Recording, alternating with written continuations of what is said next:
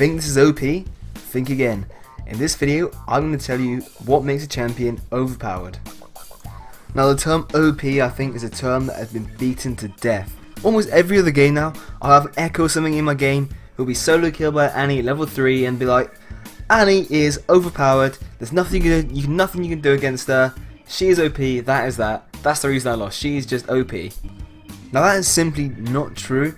She's not OP, she might have strong matchups, and obviously every champion in League of Legends has their strengths and weaknesses, but now I'm going to explain what makes a champion truly OP in about 5 points. Now the first point I want to make is going to be efficiency. Now that's a hard term to pinpoint exactly what it means, but let's take Nidalee as an example of an efficient champion. Nidalee can farm the jungle like crazy and also has strong fast ganks and can counter jungle effectively, basically making her a high level in the game, allowing her to have a high impact, and basically allowing her to do more for the team than almost any jungler can in the current meta. Now to spot a particularly efficient champion, you kind of have to know what's best for the role at the time.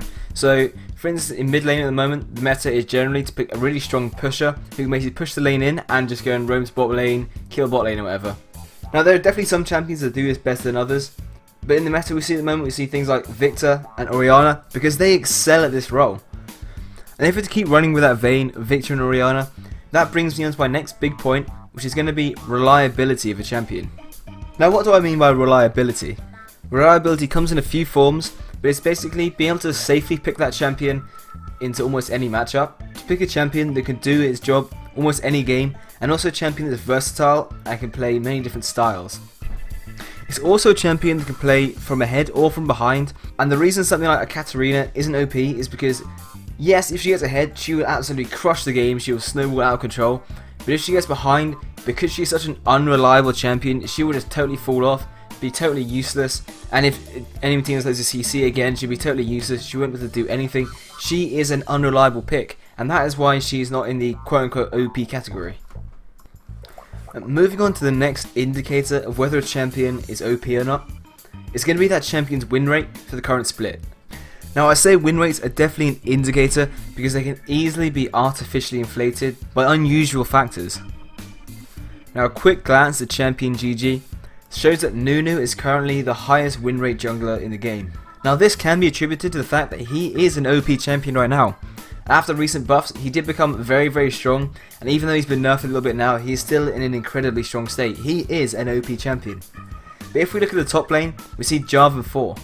Now Jarvan is definitely not one of the most OP top laners in the game right now, but he is played a lot by Smurfs and he is used a lot as a counter pick, and that is one of the reasons his win rate can be so high. Furthermore, high skill champions like Azir often have a really high win rate in Challenger and Master where people have better mechanics, but have lower win rates in lower elos. The next point I want to touch on is a bit of an odd one, and it's going to be base damage. Now the reason base damage can make a champion OP is literally because Riot usually is when they first release a champion, they can make the numbers too high for that champion. I remember especially when Rek'Sai was first released, I used to spam that champion because she was ridiculously strong. Because basically you got like 75 damage off a Q at level 1, which is absolutely insane. She could duel everyone in the game because of it. And it wasn't because she didn't have to outplay anyone, literally because her damage numbers were so high, she could fight almost any other champion in the game. Now I'd say it's in these instances you get the truly freelo champions. These champions are going to be nerfed almost immediately as soon as Riot realises the mistake they've made. But I would say champions with base damages that are just too high are generally some of the most OP champions ever to have been created in League. Now the last point I want to make is going to be those champions that basically counter the meta. Now if you don't know what I mean by the meta, it's basically those champions that are picked and banned the most, and the champions that are most sought after by basically public perception. Now the way the meta develops is basically a very strong pick is found or a few strong picks are found, and then when a counter to those picks are found, that kind of becomes the meta. It's like the anti-meta, but then it becomes the meta itself. So for example, in the finals between SKT and Rox, Gorilla picked that Misfortune support to counter the Zyro, which was meta at the time, and after that point they had to ban Misfortune because she was an OP pick at the time.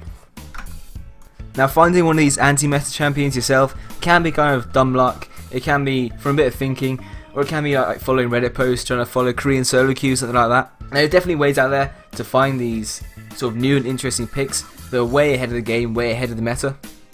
And ultimately, if you can identify and find some of these OP picks and use them for yourself, that's going to give you a massive leg up in solo queue, and you're almost guaranteed to find some LP from it. So I hope you guys enjoyed this video.